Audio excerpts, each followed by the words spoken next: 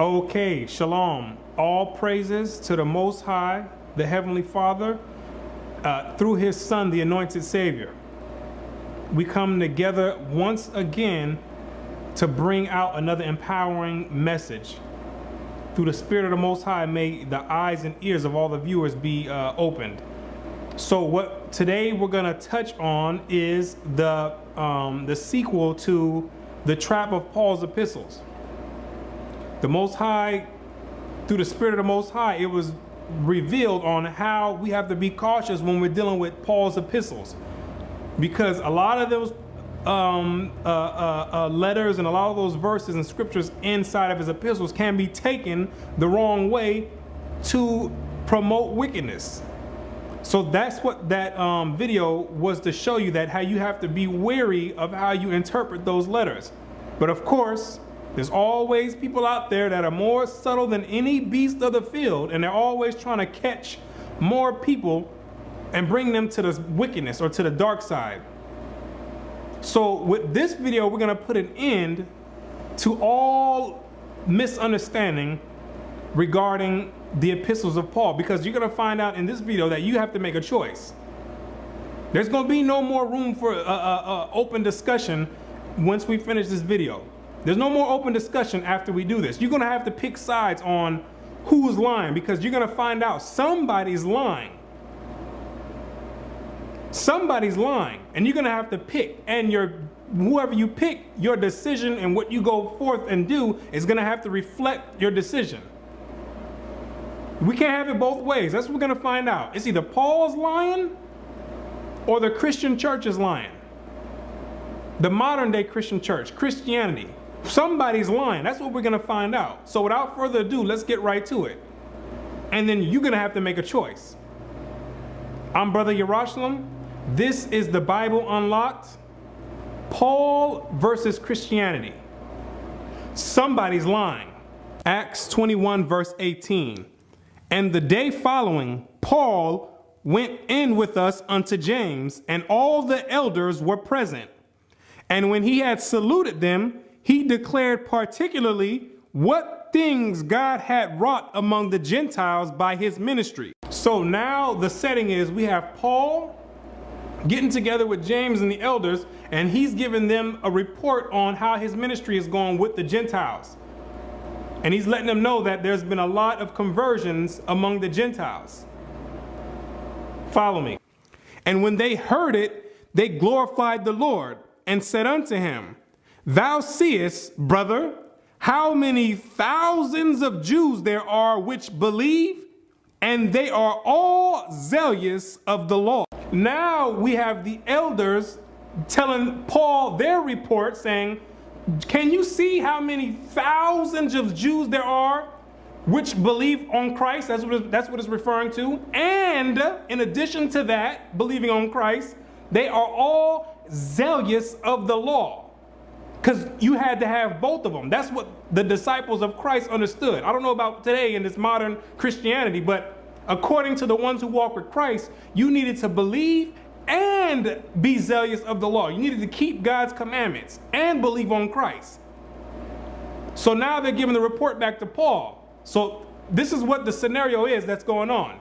And they are informed of thee that thou teachest all the Jews which are among the Gentiles to forsake Moses, saying, they ought not to circumcise their children, neither to walk after the customs. And these Jews that believe and keep the law have been hearing these rumors about you, Paul, that you're teaching Israelites that are among the Gentiles that they don't have to keep none of the commandments.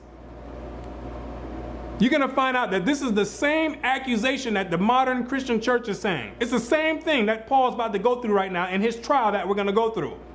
People have been hearing that this brother Paul is going around teaching some Roman Catholicism, that we don't have to keep the commandments. We've been hearing, brother, that you teaching this Christianity, this modern day Christianity, this Roman Christianity.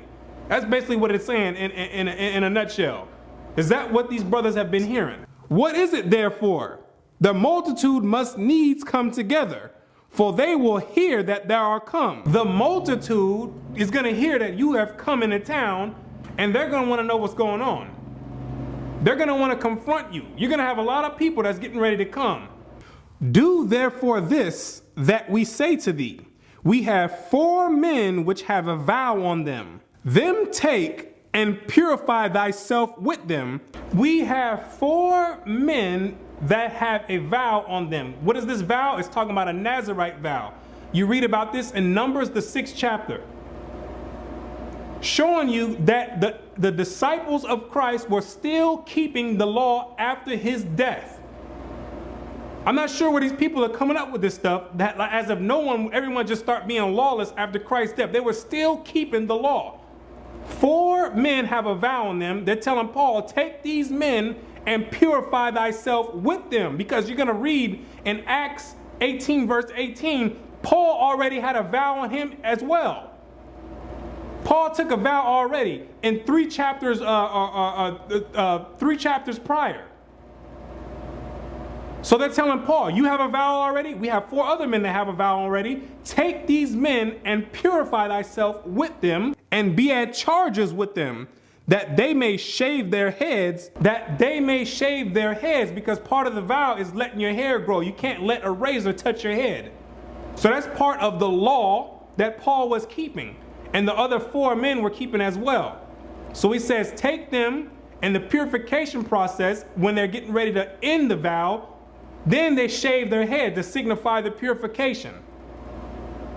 And it says to be at charges with them, meaning Paul is in charge of paying for these people's sacrifices. Because there's a sacrifice, as we'll keep reading, that goes along with this vow. And Paul was to be the one to pay for it. And all may know that those things whereof they were informed concerning thee are nothing, but that thou thyself also walkest orderly and keepest the law. And when Paul did this, it was supposed to show the people, the multitude that's coming together to check him out and see what he's teaching. It was supposed to show them that Paul is a law keeper. And Paul's not running around teaching people you don't have to keep the law. That's what they were telling Paul to do. He said, you need to do this, brother. So these people, when they come, they say, okay, well, this must be some misunderstanding that we have.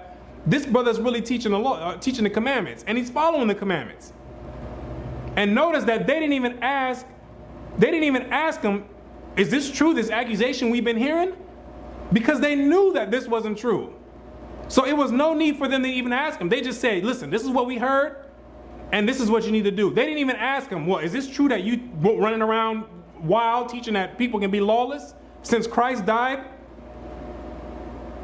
Now, let's continue reading and see what happens. As touching the Gentiles which believe, we have written and concluded that they observe no such thing, save only that they keep themselves from things offered to idols, and from blood, and from strangled, and from fornication. So the elders say, unto the Gentiles, we told them that they didn't have to keep all the law. And then he gives the list on the things that they concluded that the Gentiles had to keep. We told them that, but the Israelites, nobody ever wrote that the Israelites or been teaching that the Israelites don't have to keep the commandments. Now let's find out what Paul says after the elders have brought this accusation up. Let's find out if Paul's going to whip out a Galatians 3 verse 24, or let's find out what he's getting ready, what his response is into this accusation being brought forth. Then Paul took the men, and the next day, purifying himself with them, entered into the temple. Wait, you telling me Paul didn't whip out a Romans 10 verse 9? All you have to do is believe? You telling me Paul didn't stand up and say, hold on. You know what, elders? I'm going to be honest with you. I am running around teaching we don't have to keep the law. And this is why. Romans 10 verse 9. You telling me Paul didn't stand up? Because this is what the Christian church is teaching, that Paul is teaching in his epistles that people can just be lawless and don't have to keep any of the commandments. Paul didn't even respond. Paul went right to it and said, and went right into, grabbed the men and went into the temple and did what the elders told him. So this is where we're going to start running into a dilemma. Because Paul didn't say anything. He didn't speak up for this. This doctrine that we don't have to keep the commandments, which he was accused of doing. And if that's what he was teaching, that's what he should have stood up and said. Let's continue, because it gets better. To signify the accomplishment of the days of purification. Until that, an offering should be offered for every one of them. See, an offering had to be offered for each one of the 4 men and Paul. This signified the end of the purification process. What was the sacrifice that needed to be made? You read about it in Numbers 6. Numbers, the 6th chapter. He needed a ewe lamb, a he lamb, a ram, a basket of unleavened bread, cakes mingled with oil, meat and drink offerings. This is what Paul was paying for when it said to be at charges with the 4 men. Paul was paying for that. And now they're getting ready to do the sacrifice. Watch. And when the 7 days were almost ended, the Jews which were in Asia, when they saw him in the temple, stirred up all the people and laid hands on him. Now they caught Paul, the ones that was making these complaints, running around spreading these rumors. They said, there you go right there.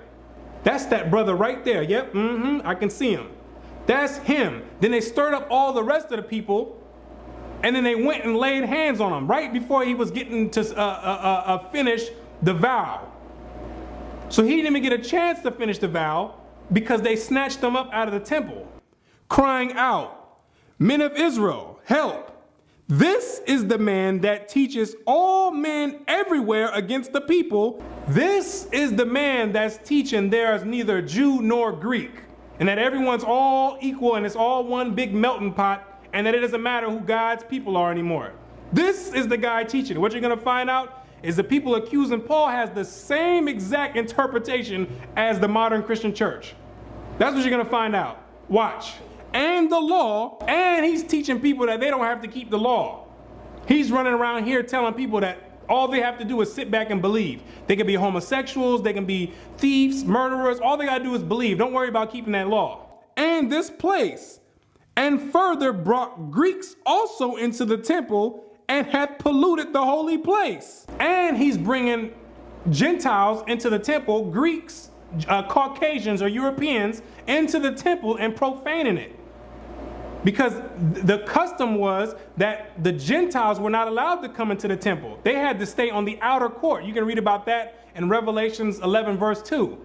The outer court was for the Gentiles. The Gentiles can't come into the temple, to the inner court of the temple. So this was a major offense that they were raising against Paul. Because this offense was punishable by death. So this was not something small. These are not small accusations that they're raising against Paul. They said, this is the man that's doing this. For they had seen before with him in the city Trophimus, an Ephesian, whom they supposed that Paul had brought into the temple. Because they saw Paul in an earlier instance, a few chapters back, with an Ephesian or a Gentile, natural Gentile, Trophimus, and they supposed that he brought this Gentile into the temple. They supposed. They didn't see it. They supposed. But Paul knew better than to bring Gentiles into the inner court, because that was punishable by death. And all the city was moved, and the people ran together, and they took Paul and drew him out of the temple, and forthwith the doors were shut. And they drew Paul out of the temple, snatched him by his afro and everything, grabbed him straight up out of the temple, say, "Come on over here. You the one who's been doing this. Come on out." Now, let's continue going on further, and we're going to find out that Paul's going to get put up on trial for this indictment. And we're going to find out what Paul says about it. If these accusations are true or if they're not. Let's go. Acts chapter 24, verse 1. And after 5 days, Ananias the high priest descended with the elders, and with a certain orator named Tertullius, who informed the governor against Paul. So now we have Paul in front of the Roman orator, who's now telling the governor all the indictment charges against Paul and why he's being brought up on these charges. Verse 5. For we have found this man a pestilent fellow, and a mover of sedition among all the Jews throughout the world, and a ringleader of the sect of the Nazarenes, who also have gone about to profane the temple, whom we took and would have judged according to our law. Because they're saying that Paul is running around causing uproars. He's seditious. He's a pestilent fellow. And that this brother is just problematic. So we need to find something to charge him with, because he's running around causing all these problems. But the chief captain Lysias came upon us, and with great violence took him away out of our hands. Then Paul, after the governor had beckoned unto him to speak, answered, For as much as I know that thou have been of many years a judge unto this nation, I do more cheerfully answer for myself. So now finally, after all this ruckus, Paul's standing in front of the governor, and he's finally, for the first time, getting his chance to finally say something. He says, I'm going to answer for myself. So it doesn't matter what anybody else is talking about right now. All the accusations that's being brought forth, we're going to find out what Paul says out of his own mouth. We're going to find out if Paul was teaching you don't have to keep the commandments, or if they were lying on him. Let's find out from the horse's own mouth. Because that thou mayest understand that there are yet but 12 days since I went up to Jerusalem for to worship. And they neither found me in the temple disputing with any man, neither raising up the people, neither in the synagogues nor in the city. Neither can they prove the things which they accuse me. So Paul says, 12 days ago I was just at Jerusalem worshiping. And they, meaning these Jews that's accusing me, they saw me there. And I wasn't disputing with anyone. I wasn't bothering anyone. All these claims that they're bringing forth, he says they cannot prove.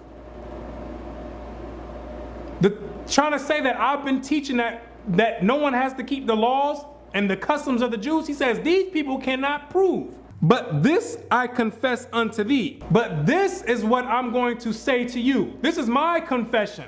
That after the way which they call heresy, so worship I the God of my fathers, believing all things which are written in the law and in the prophets. Paul says he believed all things, not some things, not a few things, not a knick-knack, paddywhack, give a dog a bone, not no small things here and there. He says he believes all things written in the law and the prophets. What does that mean? If somebody brought him Leviticus 20 verse 13, if they were sitting there on the judgment a seat in the court and said, Paul, here's Leviticus 20 verse 13. Do you believe this? Where it says a man shall not lie with mankind.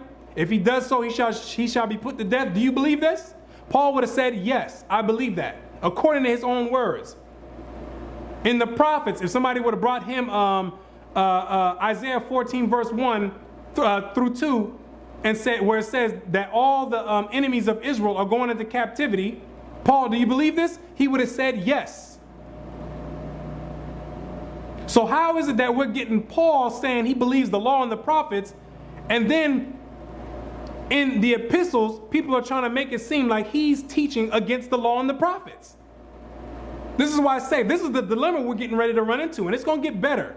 It's going to get better. Because you can't have it both ways. That's what you're going to find out. You can't have it both ways. Either Paul is lying right here when he's on the stand, or Christianity's lying. Somebody's going to be lying, though. Somebody's going to be the liar. Let's get some more. Acts chapter 25 verse 1.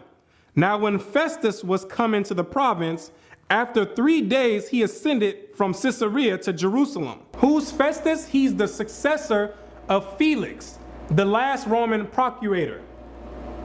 So now we have Festus coming down, and now he's about to deal with Paul. Verse 6. And when he had tarried among them more than 10 days, he went down unto Caesarea, and the next day, sitting on the judgment seat, commanded Paul to be brought. So now we have Paul getting ready to be brought in front of Festus. Let's see how this plays out. Let's see if Paul switches up his story this time, or if he sticks with the same story he just taught. in front of Felix. And when he was come, the Jews which came down from Jerusalem stood round about, and laid many and grievous complaints against Paul, which they could not prove. What were the complaints that they laid against Paul? Paul's teaching that you don't have to keep the law. Paul's bringing Gentiles into the temple.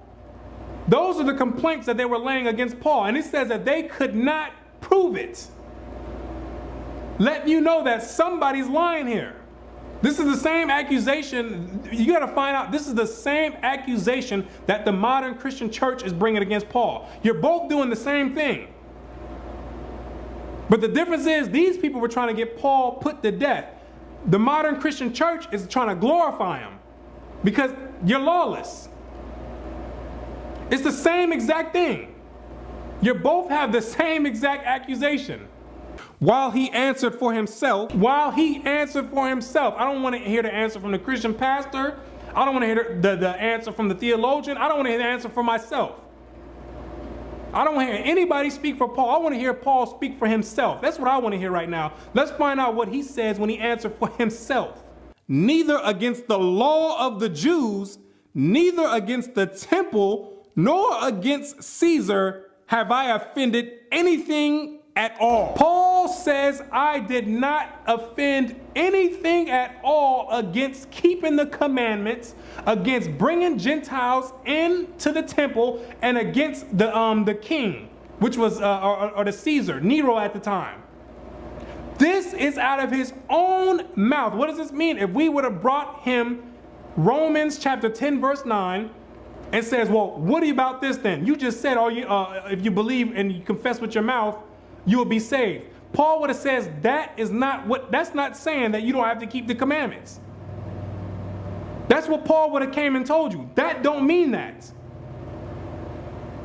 He says it right here. Neither against the law or anything have I offended at all. He says at all. Somebody's lying here, ladies and gentlemen. Somebody's lying. Somebody's lying. Either Paul is sitting up here right now being a bold-faced liar and he's being a coward and not standing up for what he believes, or the Christian church is purposely lying on him. Somebody's lying though. Somebody's lying. And I'm going to tell you right now, the burden of proof is no longer on people teaching that you have to keep the commandments. Now the burden of proof is on all you out there who's trying to teach lawlessness.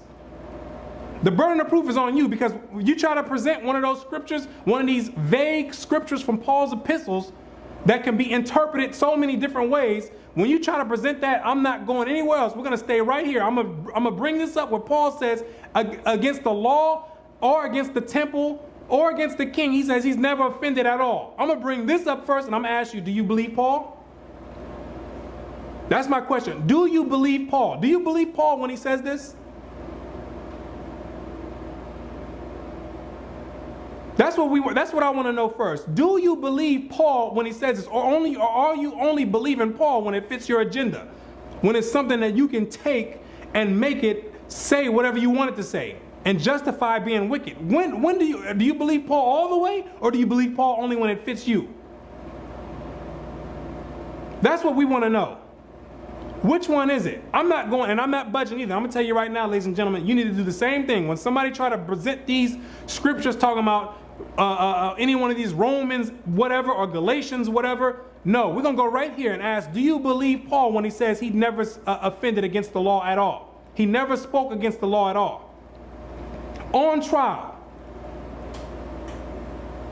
Because the two options are, if you believe Paul, if you believe him right now when he's saying he never spoke against the law, that means in his epistles, what you need to do is you need to interpret those epistles to correspond to what he's saying here in order to not make him a contradiction. Because now he's contradicting himself and he's being the devil, if that's the case. Now you're being the devil. You're lying over here. You're being a coward lying over here on the judgment seat saying, oh, I'm not teaching that. I'm not teaching that. And then when you get off, you're teaching people, yeah, I'm teaching you don't have to keep the commandments. That's the devil. That's being a liar. That's a deceiver. And if that's how you feel, and if that's what you believe Paul's doing, you don't need to be dealing with none of his letters. You don't need to be dealing with anything that he's dealing with.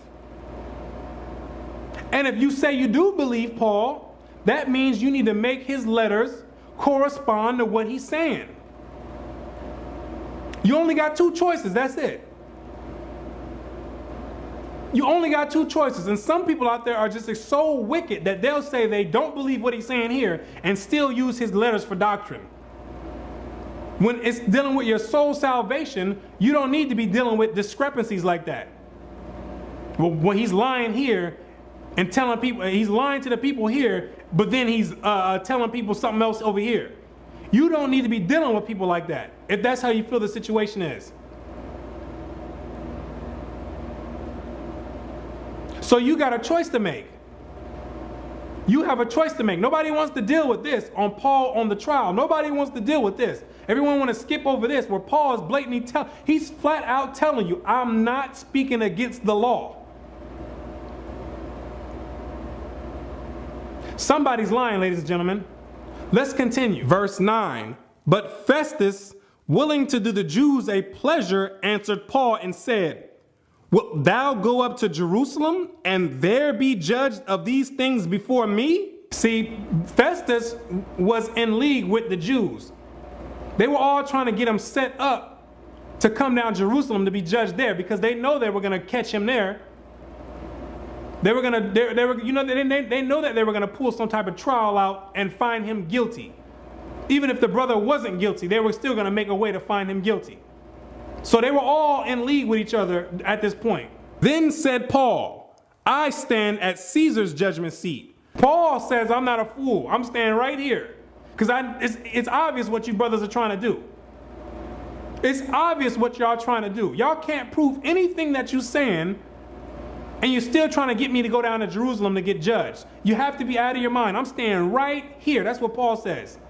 You can go pull that stuff on someone else, but it's not working here. I've been around the game way too long, where I ought to be judged. To the Jews have I done no wrong, as thou very well knowest. Paul says you know it. You know it. And the Christian church too. You know he didn't offend anything against the Jews. You know it. And if you don't know it and if you don't believe it, you need to leave Paul alone. You can't be using Paul and making it contradict itself when you're dealing with people's salvation. That's inconsiderate and disingenuous. You can't have it both ways. You can't have the ice cream and the cake. You gotta pick one. Either he's lying or he's not lying. Somebody's lying though. Somebody's not telling the truth. Somebody's only telling half the story.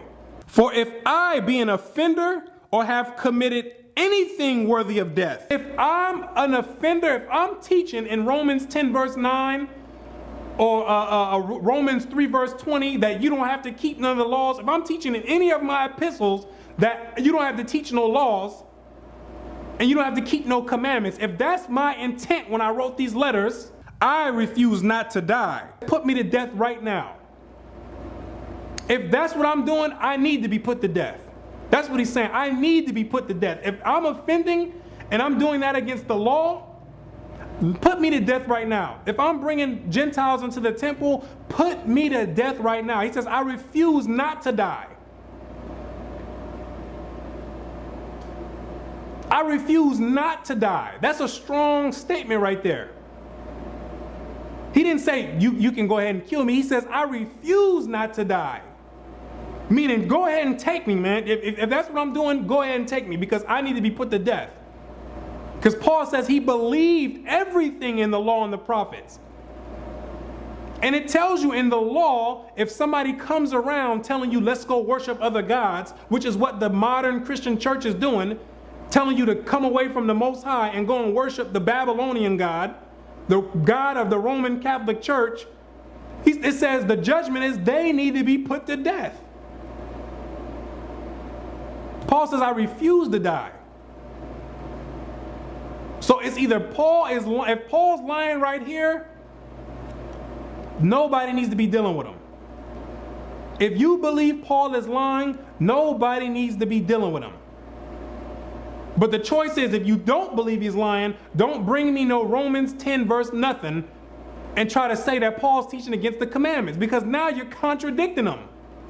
You're doing the same thing that the Jews were doing back then to him, trying to catch him up and falsely accusing him. You're doing the same thing. You're doing the same exact thing. You're no different. And Paul is going through a rough, stressful time right now, trying to clear his name from these people accusing him. And then now you got 2-point-something billion people doing the same thing. It's amazing how it works, doing the same thing. But if there be none of these things whereof these accuse me, no man may deliver me unto them. I appeal unto Caesar. But I'm not gonna die for something that I didn't do. See, if I did it, I refuse not to die, but you're not gonna get me for something I didn't do. See, that's the difference. I'm not gonna die innocently. That don't make any sense. That's just stupidity. I'm not gonna volunteer myself to be put to death if I'm not doing it. So once again, if they brought him Ephesians, anything, Galatians, anything, any one of those scriptures in his epistle and said, what about this right here, brother? You just said right here, we're not justified by the law, we're under grace. What does that mean? He would have said, that does not mean you don't have to keep the law. That's what he would have said. And then he would explain to them what he was saying or what his intent was. He says, I'm not dying like a dummy. You're going to have to bring up some legit accusations and be able to prove them if I'm going to willingly get put to death. That's the story of Paul, ladies and gentlemen. That's Paul's conclusion of the whole matter. That's what Paul says out of his own mouth. Paul says, I'm not teaching against the commandments. These people are accusing Paul of teaching against the commandments, but Paul out of his own mouth is saying, I'm not doing that. So we got two choices to make, and nobody's going to get off the hook with this. We're not going anywhere else. I'm telling you, I'm dead serious with this. We're not going anywhere else. I want to know what you believe. I want to know if you really believe Paul. This is where you're going to uncover all these hidden demons that's inside of people. They're going to start coming out and manifesting themselves. And trust me, I've seen it already. You think people believe in the scriptures and believe in the Bible one moment, then once the truth starts coming out, all of a sudden they don't believe anymore. All of a sudden the book is full of myths, full of fairy tales, and all this other extra stuff. They don't believe anymore. I've seen it personally. Because that's what the truth does. It starts digging demons out that are laying dormant within you. Because there's a lot of demons that's getting ready to come out now that there's no way, there's no back door to run out of on this now. Because now you're trapped in a corner. See, that's how the Most High is giving the wisdom out in these last days, where we're going to have to make decisions. Your faith is going to have to be tested. What you believe in is going to have to be tested. There's no escaping it. What do you believe? What do you believe? Because if you believe Paul is telling the truth, I don't want to hear about you saying anything about Paul said we don't have to do this. No Colossians 2:16 or any of that stuff. Interpret it the way it was meant to be interpreted, to reflect what he said here on the judgment seat.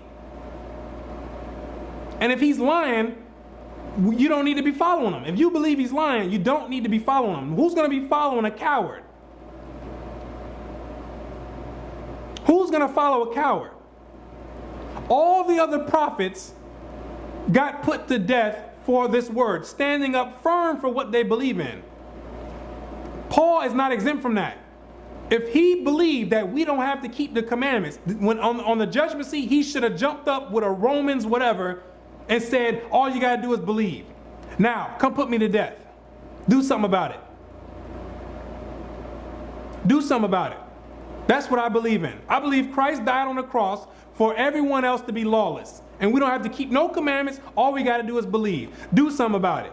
I'm willing to die right now. That's what we should have seen in this trial. That's what we should have seen Paul come out and do. But he didn't do that. He didn't do that. He spoke, the way he formatted his speech was in league with everyone else in the scriptures. All from Moses all the way on up to Christ. And all the other elders that were telling him that the Jews believe and they keep the law. That's how he formatted his rebuttal to the accusations that they were bringing forth. Which makes me say, okay, well, I'm going to take this brother's word for it. I'm going to take this brother's word for it, because truth be told, no one could. That's all you can do is take his word for it. We can all his epistles are. There's many interpretations that can be put on those. Why? Because we don't have the records are incomplete. We don't have what the churches wrote to him. We don't have all of the letters that he wrote. All we have is one form of communication. We have one form or one prospect of the communication being taken place. We don't have the letters that he wrote back or that they wrote back to him. We don't have the letters. And when you read 1 Corinthians chapter 7 verse 1, it tells you that he's responding to a letter. He says it's a response to the letter that they wrote to him. Well, where's that letter at that they wrote to him? So we don't have the full conclusion of what's going on. So people claiming to be some expert on Paul. You're not some expert on Paul. You can't be an expert on something that you don't have.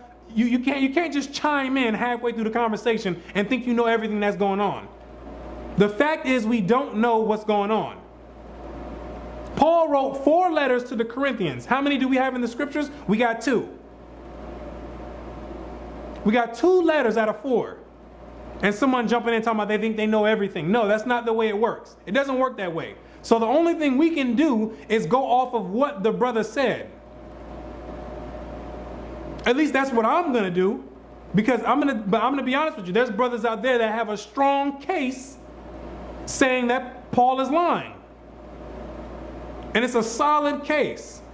I'll be unbiased with it. I'll tell you the truth. I'll be objective. They have a strong case. The Christian church has a case, but the Christian church is minute to what other brothers who actually study the scriptures. They have a strong case for it. But I'm not going to go with that, because I'm not going to take the risk of him telling the truth. I'm going to take his word for it, and that's how I'm going to interpret his epistles. I'm going to interpret his epistles to not defame his name as the other Jews and all other Christianity is doing already. I think that's unfair for someone to do. But the difference is, the brothers that teach that he's lying, they don't deal with the epistles of Paul. That's the difference between them and the Christian church. They say we're not dealing with it at all.